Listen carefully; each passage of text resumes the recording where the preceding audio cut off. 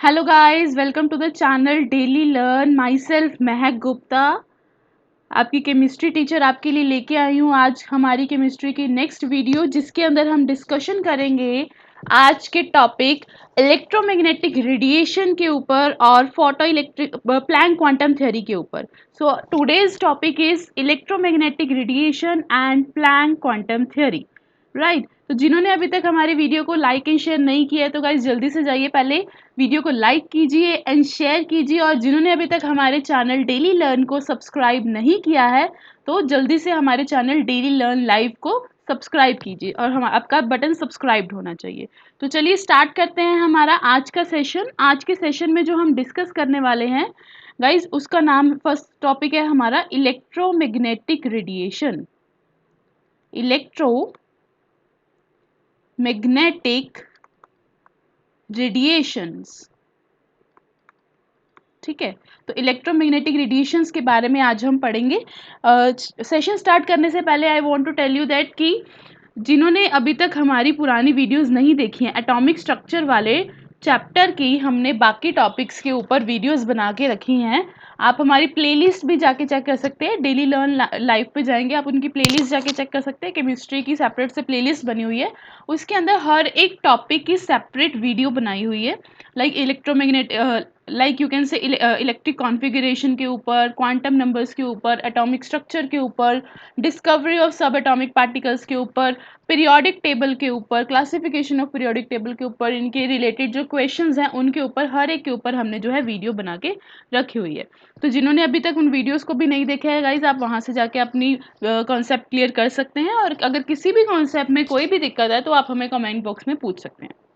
Right, तो चलिए start करते हैं हम अपना आज का सेशन, जिसके अंदर हमने डिस्कस करना है इलेक्ट्रोमैग्नेटिक रेडिएशंस। सो इलेक्ट्रोमैग्नेटिक रेडिएशंस क्या होती हैं, आप इसके नाम से क्लियर कर सकते हैं। क्या लिखा है? इलेक्ट्रो एंड देन क्या लिखा है? मैग्नेटिक। इलेक्ट्रो का मतलब होता है electrical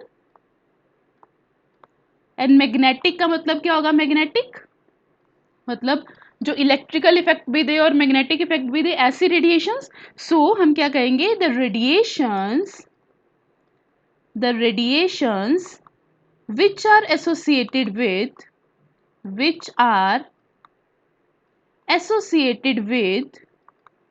the radiations which are associated with electric field and magnetic field, electric field and magnetic field। ऐसी रेडिएशंस जो इलेक्ट्रिक फील्ड और मैग्नेटिक फील्ड के साथ एसोसिएटेड होती है उनको बोलते हैं इलेक्ट्रोमैग्नेटिक रेडिएशंस। अब ये रेडिएशंस होती कैसे हैं और कैसे आती हैं?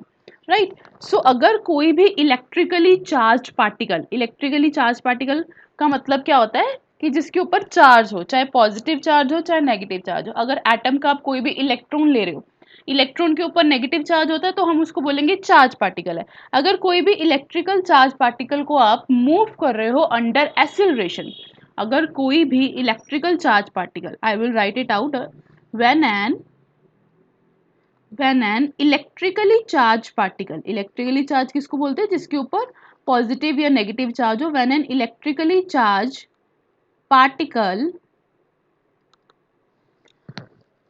मूव्स अंडर एक्सिलरेशन, वैसे तो वो मूव करेगा ही, बट अगर उसको हम मूव करवाएंगे अंडर एक्सिलरेशन, अगर वो अंडर एक्सिलरेशन मूव करेगा, alternating electric and magnetic field are produce, alternating electric and magnetic fields are produced. तो एक अल्टरनेटिंग मैग्नेटिक और इलेक्ट्रिक फील्ड प्रोड्यूस्ड हो जाती है जो कि वेव्स की फॉर्म में ट्रांसमिटेड होती है। These fields are transmitted in the form of waves and those waves are known as electromagnetic waves, right?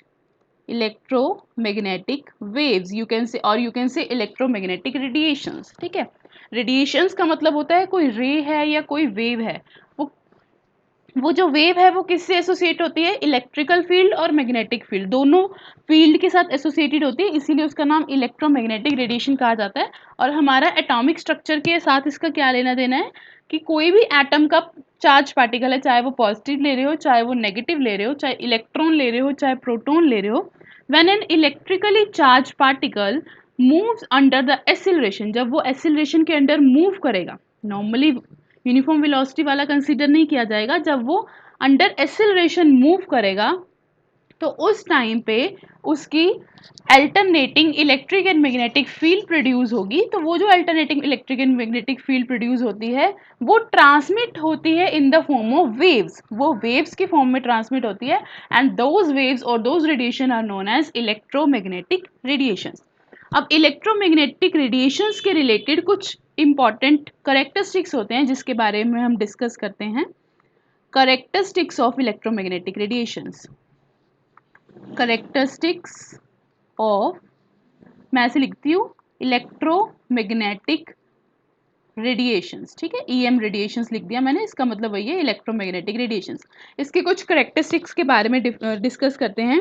हम इसकी चार्ट करेक्टरिस्टिक्स के बारे में डिस्कस करेंगे। सबसे पहला हम डिस्कस करेंगे वेवलेंथ, वेवलेंथ क्या होती है और इससे इसका क्या लेना देना है। सेकेंड हम डिस्कस करेंगे फ्रीक्वेंसी। थर्ड हम डिस्कस करेंगे वेलोसिटी, एंड फोर्थ हम डिस्कस करेंगे वेव नंबर। ठीक है, तो ये चार हम करेक्टरिस्टिक्स डिस्कस करेंगे इलेक्ट्रोमैग्नेटिक रेडिएशन के ऊपर, wavelength, frequency, velocity and wave number, right. तो चलिए सबसे पहले फर्स्ट वाला डिस्कस करते हैं, दैट इज वेवलेंथ। चलिए वेवलेंथ के ऊपर सबसे पहले डिस्कशन करते हैं। अब first characteristic of electromagnetic radiation is wavelength. Wavelength को किस नंबर से डिनोट किया जाता है, किस सिंबल से डिनोट किया जाता है, दैट इज लैम्डा। ये जो मैंने साइन बनाया है इसको क्या बोलते हैं, लैम्डा, लैम्डा, राइट। तो इसको डिफाइन किया जाता है, इसको डिनोट किया जाता है लैम्डा से। और वेवलेंथ होती क्या है, it is defined as the distance between two neighbouring crest और the trough of the wave as shown. अब हम क्या कर रहे हैं, यहाँ पे इलेक्ट्रोमैग्नेटिक वेव्स की बात कर रहे हैं, रेडिएशंस की बात कर रहे हैं। और अगर कोई भी रेडिएशन होगी तो वो वेव, अगर कोई भी वेव होगी तो वो इस तरह से फॉर्म होगी, वेव्स जो होती है हमारी इस तरह से फॉर्म होती है। तो इसके जो अपर पार्ट्स होते हैं, ये जो इसके अपर पार्ट्स हैं, this one this one this one, इनको बोलते हैं क्रेस्ट। ये क्या होते हैं हमारे, क्रेस्ट। और जो ये लोअर पार्ट्स होते हैं इनको बोलते हैं ट्रफ, ट्रफ, ये होते हैं ट्रफ। एक ऊपर वाले जो पार्ट्स होते हैं उनको बोलते हैं क्रेस्ट, और जो नीचे वाले पार्ट्स होते हैं उनको बोलते हैं ट्रफ। सो वेवलेंथ किसको बोलते हैं, the distance between two neighbouring crest, the distance between two neighboring crests or troughs of wave is known as wavelength and it is denoted by lambda, right।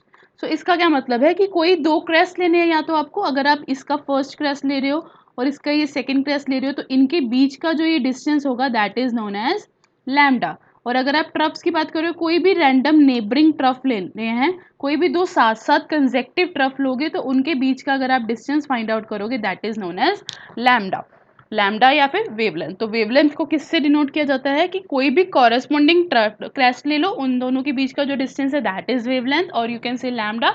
और यू कैन से अगर दो corresponding trough ले रहे हो या दो neighbouring trough ले रहे हो, उन दोनों के बीच का जो डिस्टेंस होता है तो उसको क्या बोलते हैं, वेवलेंथ। आई थिंक आपको वेवलेंथ का कॉन्सेप्ट क्लियर हो गया कि the distance between two neighbouring crest और you can say the two neighbouring troughs is known as wavelength.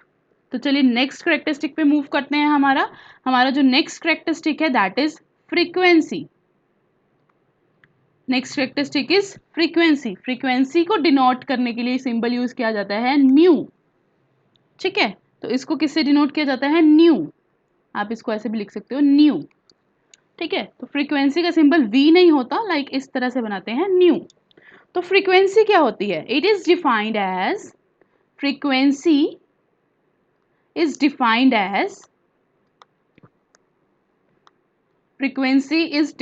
as the number of waves passing through a particular point. Passing through a particular point in 1 second. In 1 second. क्या मतलब है इसका कि अगर आप यहाँ पे कोई भी एक पर्टिकुलर पॉइंट कंसीडर कर रहे हो तो यहाँ से मतलब बहुत सारी वेव्स मूव कर रही हैं। ये जो वेव मूव कर रही है ये फर्दर चलती जा रही है, उसके पीछे से और वेव्स आती जा रही हैं। तो इस पर्टिकुलर कोई भी आप पर्टिकुलर पॉइंट ले रहे हो, एक पर्टिकुलर पॉइंट के ऊपर अगर हम 1 सेकेंड में चेक करें, ओनली 1 सेकेंड के अंदर जितनी नंबर ऑफ वेव्स उस पर्टिकुलर पॉइंट में से पास आउट होंगी, that is known as frequency. उसको क्या बोलते हैं? फ्रीक्वेंसी बोलते हैं।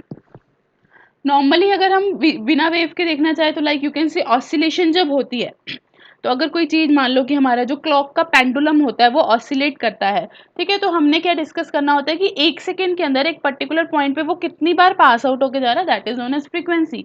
कोई भी चीज़ है जो सर्कुलर मोशन में मूव कर रही है, अगर कोई चीज़ सर्कुलर मोशन में मूव कर रही है, उस सर्कल पे आप कोई भी पर्टिकुलर पॉइंट ले रहे हो, उस पर्टिकुलर पॉइंट को जब जितनी बार वो चीज़ जो मूव कर रही है 1 सेकेंड के अंदर, उस पर्टिकुलर पॉइंट में से वो जो पार्टिकल है जितनी बार पास आउट होगा, that is known as frequency. So frequency को कैसे डिफाइन किया जाता है? It is the number of waves. अगर हम इलेक्ट्रोमैग्नेटिक वेव्स की बात करें तो 1 सेकेंड के अंदर किसी एक पर्टिकुलर पॉइंट में से जितनी number of waves pass out होती हैं, that is known as frequency. और फ्रीक्वेंसी को किससे डिनोट किया जाता है? न्यू से, राइट। तो चलिए नेक्स्ट हम अपनी थर्ड करेक्टरिस्टिक पे मूव करते हैं। थर्ड करेक्टरिस्टिक है हमारा velocity. Third characteristic is velocity. Velocity को तो v से ही डिफाइन करते हैं। नॉर्मली भी आप स्पीड और वेलोसिटी का कॉन्सेप्ट पढ़ चुके हो, तो वेलोसिटी को v से ही डिफाइन करते हैं। सो वेलोसिटी का फॉर्मूला क्या होता है? It is the distance travelled bye a wave in 1 second. The distance travelled by the wave in 1 second। तो 1 सेकेंड के अंदर एक वेव कितना डिस्टेंस ट्रैवल कर सकती है, that is known as velocity. Wave move कर रही है, ठीक है, हम यहाँ से पर्टिकुलर स्टार्ट कर देते हैं कि इस पॉइंट से हमने चेक करना शुरू किया और टाइमर चेक कर रहे हैं, तो उसके बाद जो वेव कितनी दूर तक जाएगी, कितना डिस्टेंस ट्रैवल करेगी इन 1 सेकेंड। सो 1 सेकेंड के अंदर जितनी वेव डिस्टेंस ट्रैवल करेगी, that is known as velocity. क्योंकि वेलोसिटी का फॉर्मूला क्या होता है? Distance upon time. तो हमें डिस्टेंस की बात करनी है, कितना डिस्टेंस ट्रैवल कर रही है। अगर हम टाइम को क्या ले लें? 1। टाइम को अगर हम 1 सेकेंड ले लें, देन 1 सेकेंड के अंदर जितना डिस्टेंस वो ट्रैवल करेगी, that is known as velocity, ठीक है। और जो वेव्स होती हैं, वेव्स की जो वेलोसिटी होती है वो फिक्स होती है, and that is equals to, velocity of wave is equals to 3 into 10⁸ metre per second. So वो 1 सेकेंड के अंदर कितना डिस्टेंस मूव कर सकते हैं electromagnetic waves? 3 into 10⁸। So this is the formula of velocity and it is fixed. कोई भी radiation होती है, कोई भी रे होती है, उस हर एक एलिमेंट की वेलोसिटी यही होती है, 3 इंटू 10⁸, राइट। तो चलिए नेक्स्ट मूव करते हैं हमारे फोर्थ करेक्टरिस्टिक के ऊपर। फोर्थ करेक्टरिस्टिक है हमारा वेव नंबर। चलिए फोर्थ करेक्टरिस्टिक करते हैं अपना।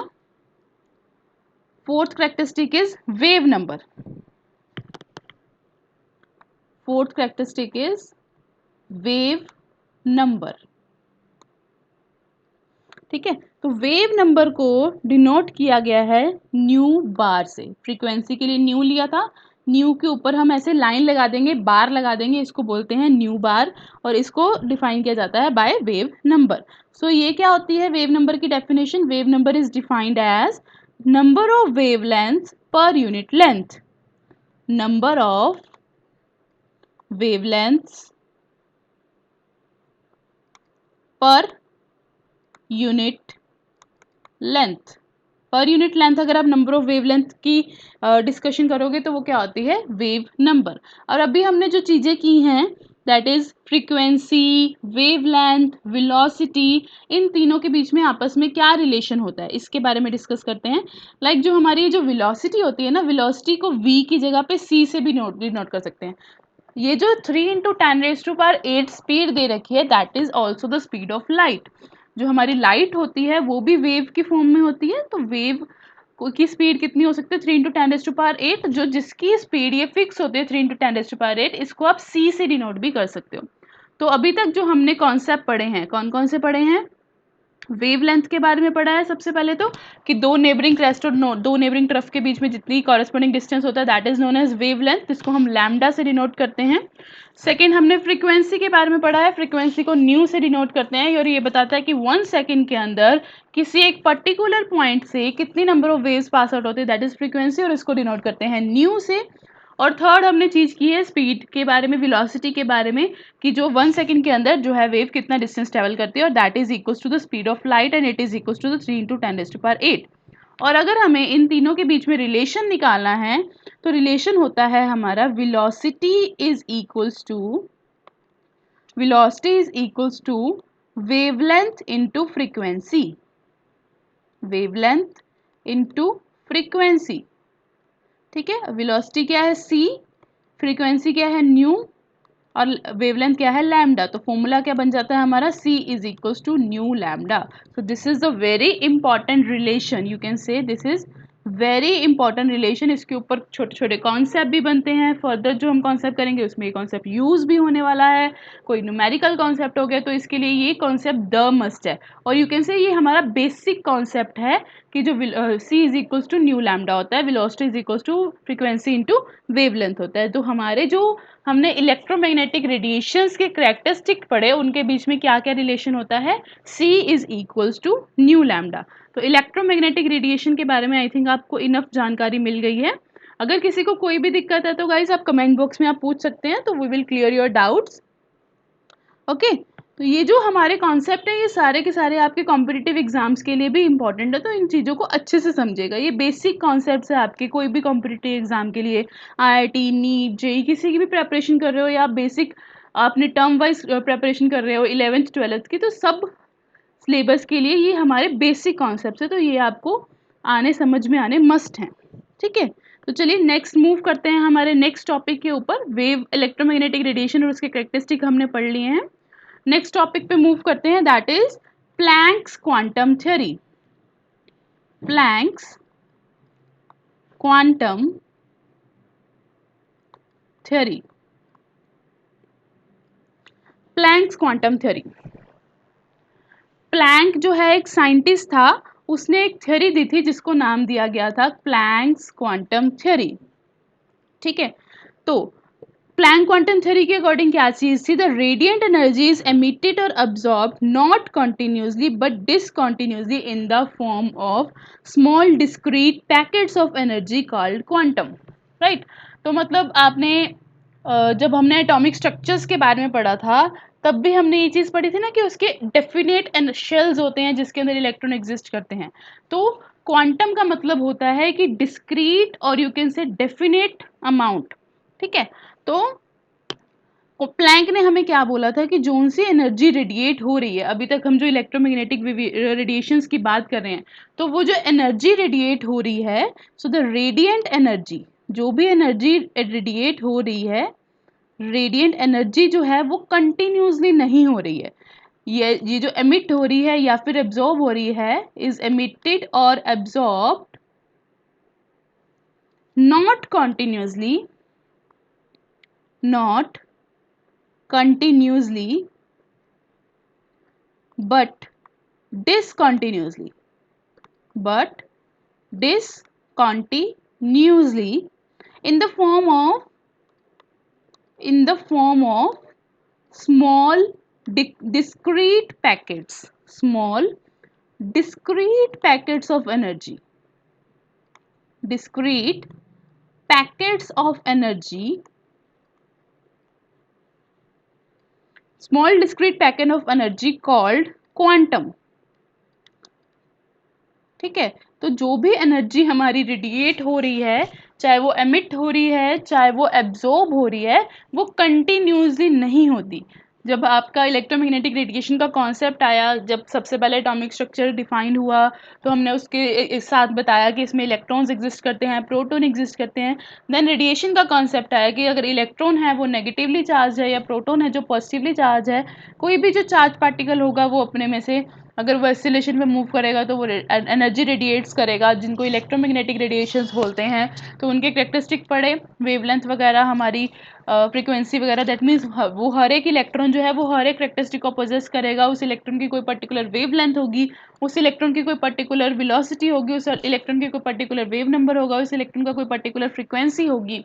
देन उसके बाद हमारा जो फर्दर साइंटिस्ट आया प्लैंक, उसने ये चीज़ बताई कि जो भी एनर्जी रेडिएट हो रही है, चाहे वो एमिट हो रही है या फिर एब्जॉर्ब हो रही है, वो कंटिन्यूसली नहीं होती है, बट वो स्मॉल डिस्क्रीट पैकेट्स की फॉर्म में डिसकंटिन्यूसली एमिट होती है, जिसको उसने क्वांटम्स बोला था। तो वो स्मॉल डिस्क्रीट पैकेट्स की फॉर्म में, ऐसा नहीं है कि ऐसे कंटिन्यूसली रेडिएट हो रहा है, कुछ पैकेट्स की फॉर्म में उसमें से एनर्जी निकल रही है। और वो जो पैकेट्स हैं, दैट पैकेट्स ऑफ एनर्जी को उसने नाम दिया था फोटोन्स। तो उसने किस चीज को जनरेट किया था? फोटोन्स। तो जो उसने बोला कि जो कंटिन्यूस एनर्जी नहीं आ रही है, जो स्मॉल डिस्क्रीट पैकेट की फॉर्म में एनर्जी रेडिएट हो रही है, उसको उसने नाम दे दिया था फोटोन। ठीक है। सेकेंड थिंग उसने जो बताई थी प्लैंक ने, that is the energy of each quantum. जो भी आप पैकेट ले रहे हो उसकी जो भी एनर्जी होगी, the energy of each quantum, और you can say each photon, और you can say each packet, हर एक क्वांटम की जो एनर्जी है, that is directly proportional to, that is directly proportional to frequency of radiation, frequency of radiation। That means frequency का क्या मतलब था कि एक सेकेंड में कितनी बार वो चीज़ रिपीट हो रही है, तो जितनी जितनी फास्ट वहाँ से वेव मूव कर रही होगी, जितनी ज़्यादा उसकी फ्रीक्वेंसी होगी, उतनी ज़्यादा उस क्वांटम की एनर्जी होगी। So that energy is directly proportional to frequency of the radiation. ठीक है। सबसे पहले प्लैंक ने ये चीज़ बताई कि जो भी रेडिएशन हो रही है एनर्जी, वो कंटिन्यूस फॉर्म में नहीं होती है, वो डिसकंटिन्यूस फॉर्म में होती है, in the form of discrete energy packets की फॉर्म में होती है, जिसका नाम उसने दे दिया फोटोन्स। और हर एक फोटोन की जो एनर्जी होती है, that is directly proportional to the frequency of radiation. अब अगर हमें ये प्रोपोर्शनैलिटी का साइन रिमूव करना है, इक्वालिटी का साइन लगाना है, तो यहाँ पे हमें कोई कॉन्स्टेंट लगाना पड़ेगा, और उस कॉन्स्टेंट को उसने नाम दिया था एच। तो उसने रिलेशन बनाया था यहाँ पे E is equals to H nu. अब ये जो H है, ये प्लैंक ने डिफाइन किया था, तो इसको नाम दिया था उसने, इस कांस्टेंट को, प्लैंक्स कांस्टेंट। क्या नाम दिया था H को? Planck's constant. और इस प्लैंक कांस्टेंट H की वैल्यू फिक्स होती है, that is 6.626 into 10⁻⁻27 joule seconds. Right. So I am repeating again, Planck ने ये चीज़ बताई कि रेडिएंट एनर्जी जो है कंटिन्यूस फॉर्म में नहीं होती है, बल्कि डिसकंटिन्यूस पैकेट की फॉर्म में होती है, स्मॉल एनर्जी पैकेट्स की फॉर्म में होती है, जिसको उसने फोटोन का नाम दिया। और हर एक फोटोन, और यू कैन से हर एक क्वांटम की जो एनर्जी होती है, that is directly proportional to the frequency of radiation. तो जो भी रेडिएशन की फ्रीक्वेंसी है उसके डायरेक्टली प्रोपोर्शनल है। सो उसने रिलेशन दिया E is directly proportional to nu. उस डायरेक्ट प्रोपोर्शनैलिटी के साइन को हटाने के लिए इक्वालिटी का साइन जब हम लगाते हैं, कभी भी जब प्रोपोर्शनैलिटी का साइन हटा के इक्वालिटी का साइन लगाते हैं, तो हमें साथ में कोई कांस्टेंट लगाना पड़ता है। तो प्लैंक ने वहाँ पे एक कांस्टेंट लगाया H, और उस H को उसने नाम दिया प्लैंक कांस्टेंट, और उसकी एक फिक्स वैल्यू होती है, that is 6.626 into 10⁻⁻27 joule second. Right. Third उसने जो चीज बताई थी क्वांटम ने, that is energy is always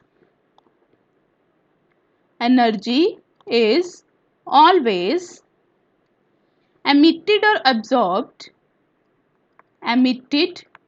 or absorbed as integral multiple of the natural number, as integral multiple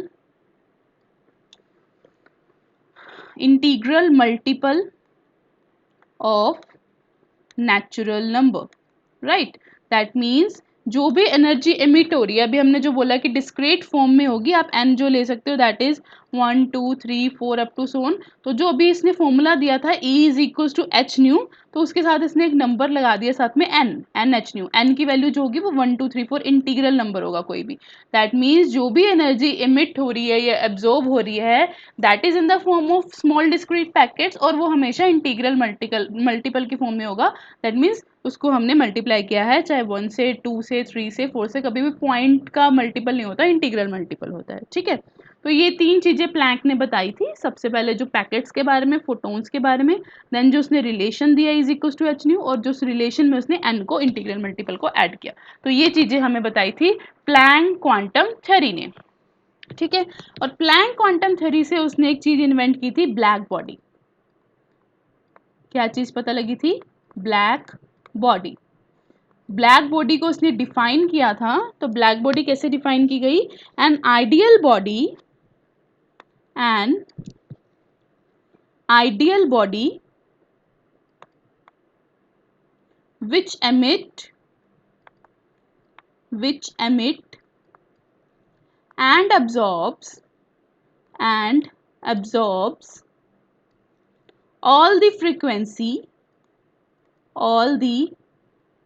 frequencies is called a black body, is called a black body। ठीक है, तो कोई भी ऐसी आइडियल बॉडी जो हर एक तरह की फ्रीक्वेंसी, कोई भी फ्रीक्वेंसी है, कम फ्रीक्वेंसी है, ज़्यादा फ्रीक्वेंसी है, ऑल टाइप ऑफ फ्रीक्वेंसी को एमिट भी कर सकती है और एब्जॉर्ब भी कर सकती है, दैट परफेक्ट और ideal body is known as black body. And the radiation emitted by, और जो भी रेडिएशंस एमिट होती है इस ब्लैक बॉडी से, the radiation emitted by this black body, by the black body, जो परफेक्ट हमने ब्लैक बॉडी भी कंसीडर की है, जो हर एक फ्रीक्वेंसी को एब्जॉर्ब भी कर सकती है और एमिट भी कर सकती है, तो इसमें से जो भी रेडिएशन एमिटेड होती हैं उसको बोलते हैं ब्लैक बॉडी रेडिएशन। तो ये चीज़ इसने एक टर्म डिफाइन की थी, ब्लैक बॉडी रेडिएशन। तो जो भी रेडिएशंस एमिट होती है ऐसी परफेक्ट ब्लैक बॉडी से, उसको क्या बोला जाता है? Black body radiations. ठीक है जी, तो चलिए आपको ब्लैक बॉडी रेडिएशन के बारे में समझ में आ गया। तो आज जो हमने है दो कॉन्सेप्ट किए हैं, एक तो हमने किया है इलेक्ट्रोमैग्नेटिक रेडिएशंस के बारे में, जो इसके हमने करेक्टरिस्टिक किए से ये वाले वेवलेंथ, फ्रीक्वेंसी, वेलोसिटी और वेव नंबर, इससे हमारे पास एक रिलेशन आया था, that is C is equals to nu lambda. ठीक है, और उसके बाद हमने प्लैंक क्वांटम थ्योरी के बारे में पढ़ा, और प्लैंक ने जो जो पॉइंट्स बताए थे हमने उसके बारे में डिस्कस किया, और उसने जो रिलेशन दिया था that is E is equals to H nu. अगर हमें इन दोनों रिलेशंस को आपस में कंबाइन करना है, अगर वो कंबाइन होंगे तो वो क्या बनेंगे? फर्स्ट जो हमारा रिलेशन था वो था C is equals to nu lambda. ठीक है, और सेकेंड जो हमारा रिलेशन था that is E is equals to H nu. ठीक है, अगर हम इन दोनों रिलेशंस को कंबाइन करना चाहें तो देखिए सेकंड वाले में न्यू आ रहा है, तो फर्स्ट वाले में से न्यू की वैल्यू निकाल लेते हैं। तो न्यू कितना बनेगा? C upon lambda. अगर हम एनर्जी वाले में उसको पुट कर देते हैं तो ये बन जाएगा HC अपॉन लैम्डा। तो जो हमारा प्लैंक क्वांटम कॉन्सेप्ट होता है एनर्जी का, उसको चाहे आप एच न्यू लिखो चाहे आप HC अपॉन लैम्डा लिखो, आप ये दोनों कॉन्सेप्ट यूज कर सकते हो। ठीक है, तो इसके बेस पे हम कुछ एक क्वेश्चन डिस्कस कर लेते हैं हमारे प्लैंक क्वांटम थ्योरी के ऊपर ही। फर्स्ट क्वेश्चन है हमारा, that is the energy of photons in joules, energy of photons in joules. अगर हम एनर्जी ऑफ फोटोन की बात करें, दैट एनर्जी फाइंड आउट करनी है, that has wavelength of 9 metre. ठीक है, तो आपको फोटोन की एनर्जी फाइंड आउट करनी है जिसकी आपको वेवलेंथ दे रखी है, दैट इज 9 मीटर। तो कैसे करेंगे हम? हमारा यही जो हमने भी फॉर्मूला कंसेप्ट डिराइव किया है, एनर्जी निकालने के लिए हमारे पास दो फॉर्मूले हैं, एच न्यू और या फिर एच सी अपॉन लैम्डा। जो नीचे वाला कॉन्सेप्ट है इसमें वेवलेंथ का कॉन्सेप्ट यूज हो रहा है, तो हम एनर्जी का कौन सा फॉर्मूला यूज करेंगे? E is equals to H C upon lambda. Lambda की वैल्यू आपको दे रखी है 9 मीटर्स, एच की वैल्यू आपको पता है फिक्स होती है 6.6 इंटू 10⁻⁻34 जूल सेकेंड्स, एंड सी क्या होती है, स्पीड ऑफ लाइट और can say speed of wave, और इसकी वैल्यू भी फिक्स होती है 3 इंटू 10⁸ मीटर पर सेकेंड। इन सब की वैल्यू पुट कर देते हैं। एच की वैल्यू पुट करेंगे 6.6 इंटू 10⁻−34, सी की वैल्यू पुट करेंगे 3 इंटू 10⁸, और लैम्डा की वैल्यू पुट करेंगे यहाँ पे जो कि दी हुई है 9। तो इन कैलकुलेशंस को जब आप करोगे, कट कर लो, 3 1 3 3 3 9, और अगर हम 3 को 6.6 से करेंगे तो कितना आएगा 2.2 इंटू 10⁻, यहाँ पे क्या है -34, यहाँ पे क्या है +8। तो अगर हमारे पास बेस सेम होता है और बीच में मल्टीप्लाई का साइन होता है तो पावर्स क्या हो जाती हैं ऐड, तो -34 + 8 करोगे तो ये कितना बन जाएगा -26। तो हमारा जो आंसर आएगा एनर्जी का that will be in joules. तो हमारा जो फाइनल आंसर आ रहा है कि अगर हमारी वेवलेंथ 9 मीटर है तो हर एक फोटोन की एनर्जी कितनी होगी। So energy is equals to 2.2 into 10⁻⁻26 joules. So this is our required answer. तो ये हमारे एनर्जी ऑफ फोटोन होगा। ठीक है, तो इस तरह से आपके प्लैंक क्वांटम का जो हमने रिलेशन किया है उस पर क्वेश्चन बन सकता है। चलिए एक और क्वेश्चन डिस्कस करते हैं हम। क्वेश्चन दे रखा है the ratio of the energy of photon is, दो हमारे फोटोन्स हैं, 2 फोटोन्स हैं, ठीक है, उनकी एनर्जी की रेशियो दे रखी है, the ratio of energy of photons. ठीक है, दो हमारे फोटोन्स की एनर्जी की रेशियो दे रखी है, energy of photon of 2000 angstrom, wavelength radiation to that of wavelength radiation to that of 4000 angstrom is, हमें रेशियो बतानी है दोनों की एनर्जी की। ठीक है, हमें दोनों की वेवलेंथ बता रखी है, हमें एनर्जी नहीं पता है, इन दोनों की वेवलेंथ पता है कि एक फोटोन की वेवलेंथ है 2000 एंगस्ट्रॉम और दूसरे फोटोन की वेवलेंथ है 4000 एंगस्ट्रॉम। हमें उनके एनर्जी के बीच में क्या रेशियो होगी वो फाइंड आउट करनी है। तो अगर हमें इनका रिलेशन निकालें तो हमारे पास एनर्जी और वेवलेंथ के बीच में क्या रिलेशन होता है, same, E is equal to H C upon lambda. अगर हम फर्स्ट के बारे में करें तो ये हो जाएगा E is equal to H C upon lambda 1, और सेकेंड के बारे में करें तो क्या हो जाएगा E is equal to E2 is equal to H C upon lambda 2। अगर हम इन दोनों को डिवाइड में लिखे तो क्या बनेगा, E1 upon E2 is equal to H C upon lambda 1 over H C upon lambda 2। H C से एच सी कैंसिल आउट हो जाएगा, so that will comes out to be E1 upon E2 is equals to lambda 2 upon lambda 1, because यहाँ पे denominator में जो था वो ऊपर आ जाएगा। तो सेकंड वाले की हमारे को जो वेवलेंथ दे रखी है दैट इज 400 एंगस्ट्रॉम, एंड जो फर्स्ट वाले की वेवलेंथ थी दैट इज 2000 एंगस्ट्रॉम। एंगस्ट्रॉम से एंगस्ट्रॉम कट गया, 1000 से 1000 कट गया, तो ये हमारा रेशियो कितना आ गया, E1 over E2 is equals to 2। So दोनों के बीच में जो रेशियो आएगी एनर्जी की that is coming out to be equals to 2। तो इस तरह से आपके क्वेश्चंस जो हैं कुछ एक सॉल्व हो सकते हैं। चलिए नेक्स्ट क्वेश्चन डिस्कस कर लेते हैं हम अपना। So if we discuss the next question that will be, so the radio operator broadcast of 6-meter band, a radio operator broadcast, a radio operator broadcast on 6-meter band. The frequency of this electromagnetic radiation, the frequency of this electromagnetic radiation is dash MHz, mega hazards. MHz का मतलब है हमें frequency find out करनी है, किस form में find out करनी है, मेगा हैजर्ड्स के फॉर्म में। ठीक है, we will discuss this in the form of mega hazards. और हमें क्या दे रखा है, जो रेडियो ऑपरेटर ब्रॉडकास्ट है उसकी हमें सिर्फ लेंथ दे रखी है दैट इज 6 मीटर। ठीक है, क्योंकि ये हमारे इलेक्ट्रोमैग्नेटिक रेडिएशन है तो इलेक्ट्रोमैग्नेटिक रेडिएशन के लिए हमें पता है यही फॉर्मूला होता है, C is equals to nu lambda. हमें फ्रीक्वेंसी फाइंड आउट करनी है, लैम्डा दे रखा है, सी की वैल्यू हमें पता है, हम यहाँ से न्यू निकाल सकते हैं। न्यू क्या होगा यहाँ से, सी अपॉन लैम्डा। सी की वैल्यू कितनी होती है, speed of light that is 3 into 10⁸ metre per second, और लैम्डा हमें कितना दे रखा है 6 मीटर। तो अगर हम यहाँ से कट आउट करेंगे तो ये आ गया 1, 3 1 3 3 2 6, तो 1/2 को हम 0.5 लेंगे तो यहाँ से वैल्यू आ जाएगी 0.5 इंटू 10⁸ राइट। सो अगर 0.5 इंटू 10⁸ बन रहा है तो ये हमारा बन जाएगा 50 मेगा हैजर्ड्स। हमें आंसर जो है ये हमारा हैजर्ड्स में आया है, हमें मेगा हैजर्ड्स में करना है, तो ये कितना बनेगा 50 मेगा हैजर्ड्स।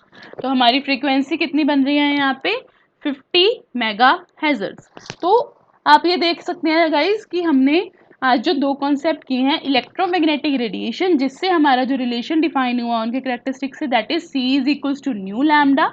और हमने सेकंड जो कॉन्सेप्ट किया that is Planck quantum theory.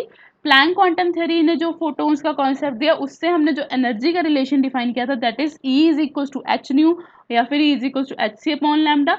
इन सब के ऊपर ऐसे क्वेश्चंस बन के आ सकते हैं। पहले तो आपको कॉन्सेप्ट अच्छे से क्लियर होना चाहिए और देन उसके रिलेटेड किस तरह से क्वेश्चंस बन रहे हैं वो चीज़ें आपको पता होनी चाहिए। तो इस तरह से आप किसी भी क्वेश्चन को सॉल्व कर सकते हो इन दोनों के कॉन्सेप्ट से। मेन चीज़ ये होती है कि आपको इनके बेसिक्स क्लियर होने चाहिए, क्योंकि यही बेसिक्स आपके फर्दर जितने भी कॉम्पिटिटिव एग्जाम हैं इन सब में यूज़ होने वाले हैं। तो जब आपके बेसिक्स क्लियर नहीं होंगे तो फिर आप फर्दर कंटिन्यू नहीं कर पाएंगे, राइट। तो इस तरह से आज के टॉपिक में हमने आई थिंक इनफ क्वेश्चंस कर लिए हैं। चलिए एक आधा क्वेश्चन और कर लेते हैं। चलिए एक क्वेश्चन कर लेते हैं और, what is the frequency of light? What is the frequency of light?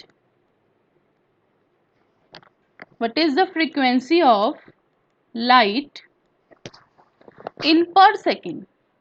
In per second units दे रखे हैं इन per second, that has a wavelength of 3.12 into 10⁻³ centimetre. हमें वेवलेंथ दे रखी है 3.12 into 10⁻³ centimetre and you have to find the frequency. Again wavelength is lambda, frequency is nu. Lambda और mu में क्या रिलेशन होता है? C is equals to nu lambda. ठीक है, तो हमें क्या फाइंड आउट करना है? न्यू। तो ये फॉर्मूला आ जाएगा C अपॉन लैम्डा। तो हमारा जो C होता है that is speed of light and its value is fix 3 into 10⁸ metre per second. आप ध्यान से देख सकते हैं ये जो C की वैल्यू है वो किसी भी क्वेश्चन में गिवन नहीं है।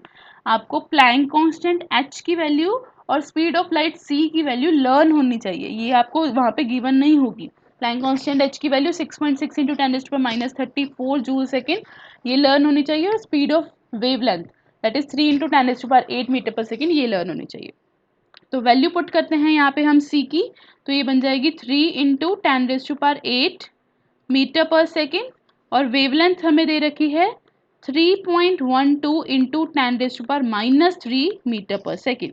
तो इसको सॉल्व करते हैं हम। इसको सॉल्व करने के लिए आपको क्या करना पड़ेगा? I will write the calculation again that हमारे को जो न्यू निकालना है that is 3 into 10⁸ over 3.12 into 10⁻⁻5। Sorry it's -3 ना, सो इट इज -3। तो अगर हम इसकी कैलकुलेशन देखें दैट इट विल बिकम, अब ये जो -3 है ये ऊपर चला जाएगा 3 इंटू 10⁸ के साथ, -3 ऊपर जाके बन जाएगा +3 और 3.12 के अगर हम यहाँ से पॉइंट्स हटाएं तो 2 पॉइंट यहाँ पे और आ जाएंगे। तो ये हमारे कितने बन जाएंगे 3/312 इंटू 10⁻, कितना बन गया 8 और 10 एंड 3 13, तो 3/312 एंड इट इज 10⁻13। तो अगर आप इसको डिवाइड करेंगे तो ये बनेगा आपका 0.96 इंटू 10⁻13 और you can say it will comes out to be 9.6 into 10⁻12 per second. So this is the value of frequency. You just only have to know about the formula कि हमारा क्या फॉर्मूला है और उसके बाद आपने उसमें वैल्यूज़ कैसे पुट करनी है। अगर आपको एक बार वैल्यूज़ पुट करनी आ गई तो you can find out the value, easily find out the answer जो भी उसमें हमें रिक्वायर्ड है। एक last but not the least question कर लेते हैं इस टॉपिक का हमारा। सो वो है हमारा the ejected electron from the surface, the ejected electron from the surface of metal, from the surface of metal in photoelectric effect, in photoelectric effect, is called. Options दे रखे हैं आपको। फर्स्ट दे रखा है फोटो इलेक्ट्रॉन्स, सेकेंड दे रखा है proton, third दे रखा है इलेक्ट्रॉन एंड फोर्थ दे रखा है न्यूट्रॉन। जो हमारे इलेक्ट्रॉन्स रिमूव होते हैं फोटो इलेक्ट्रिक इफेक्ट के सरफेस से, वो कौन से होते हैं, ठीक है। तो अगर हमारी जो लाइट है, इफ द लाइट जो है beyond the specific threshold energy hit करती है, तो इलेक्ट्रॉन्स एजिट होते हैं हमारे सरफेस में, और जो मिनिमम एनर्जी चाहिए होती है उनको बोलते हैं फोटो इलेक्ट्रॉन्स, ठीक है। तो अगर वो फोटो इलेक्ट्रिक इफेक्ट है, फोटो का मतलब लाइट की फॉर्म में एनर्जी निकलती है, तो उनमें से जो इलेक्ट्रॉन्स निकलते हैं उनको क्या बोला जाता है, फोटो इलेक्ट्रॉन्स। अभी जो फोटो इलेक्ट्रिक का कॉन्सेप्ट है, इसको हम अपनी नेक्स्ट वीडियो के अंदर डिटेल से करेंगे, तो उस वीडियो को भी देखना ज़रूर मत भूलिएगा। और जिन्होंने अभी तक चैनल को सब्सक्राइब नहीं किया है, तो गाइस जल्दी से पहले चैनल को सब्सक्राइब कर दीजिए, क्योंकि हम बहुत ही सारा धमाकेदार वीडियोस आगे आपको देने वाले हैं। तो आज का टॉपिक हम यहीं पे ख़त्म करते हैं। आज हमने 2 टॉपिक्स किए हैं। I will give you the quick review. First is electromagnetic radiation, जिसके अंदर हमने क्या किया था, हमें बताया था कि इलेक्ट्रोमैग्नेटिक वेव्स कैसे होती हैं, इलेक्ट्रिक और मैग्नेटिक फील्ड के साथ इवॉल्व होती है। कोई भी चार्ज पार्टिकल अगर एक्सीलरेशन के अंदर मूव करेगा, तो वो इलेक्ट्रोमैग्नेटिक रेडिएट्स जो है वो ट्रांसमिट करेगा ही। उसके हमने 4 कैरेक्टरिस्टिक पढ़े थे इलेक्ट्रोमैग्नेटिक रेडिएशन के, wavelength, frequency, velocity and wave number. इनका जो आपस में रिलेशन था, that is C is equals to nu lambda. Second जो कॉन्सेप्ट हमने पढ़ा था, that is Planck quantum theory. Planck quantum theory में प्लैंक साइंटिस्ट आया था, उसने हमें 3 पोस्टुलेट्स दिए थे। फर्स्ट उसने बताया था कि जो रेडिएंट एनर्जी होती है किसी भी वेव की, वो कंटिन्यूस फॉर्म में नहीं होती है, बल्कि डिसकंटिन्यूस फॉर्म में होती है in the form of small discrete packet, जिसको उसने फोटोन्स का नाम दिया था। और सेकेंड चीज उसने बताई थी कि जो एनर्जी होगी हर एक क्वांटम की, that is directly proportional to the frequency. और उसने रिलेशन दिया था E is equals to H nu. H उसका प्लैंक कांस्टेंट था, जिसकी वैल्यू फिक्स थी 6.6 इंटू 10⁻⁻27, ठीक है। एंड देन उसके बाद उसने एक रिलेशन दिया था in term of integral multiple, that is E is equals to H nu. Then उसके बाद उसने ब्लैक बॉडी के बारे में बताया था कि कोई भी बॉडी अगर हर एक फ्रीक्वेंसी को एमिट और एब्जॉर्ब कर सकती है, ऐसी आइडियल बॉडी को ब्लैक बॉडी कहते हैं, और उस बॉडी में से जो भी रेडिएशंस एमिट होती है उसको बोलते हैं ब्लैक बॉडी रेडिएशंस। तो ये जो 2 फॉर्मूलेज हमारे मिक्स हुए, C is equals to nu lambda और C is equals to H nu, इन दोनों को मिलकर हमने एक फॉर्मूला बनाया था, C is equals to H C upon lambda. इन तीनों फॉर्मूलोज के ऊपर हमने कुछ कॉन्सेप्ट डिस्कस किए थे, न्यूमेरिकल डिस्कस किए थे कि किस तरह से इसमें क्वेश्चन पूछे जा सकते हैं। आप ज़्यादा से ज़्यादा क्वेश्चन आप खुद घर पे प्रैक्टिस कीजिए। बहुत सारे क्वेश्चन हैं, अनलिमिटेड क्वेश्चन है आपके एनसीईआरटी बुक्स के अंदर। आप जो भी रेफरेंस बुक प्रेफर कर रहे हैं उन सब में आपको क्वेश्चंस मिलेंगे। अपने कॉन्सेप्ट को क्लियर कीजिए, और अगर आपको कोई भी डाउट मिलता है तो आप हमारे कमेंट बॉक्स में हमसे पूछ सकते हैं। और जिन्होंने अभी तक वीडियो को लाइक एंड शेयर नहीं किया, तो गाइस जल्दी से लाइक का बटन दबा दीजिए और शेयर कीजिए वीडियो को, और हमारे साथ बने रहिए हमारे चैनल डेली लर्न के ऊपर। तो चलिए मिलते हैं हम अपनी नेक्स्ट वीडियो में, तब तक के लिए बाय बाय, ध्यान रखिए।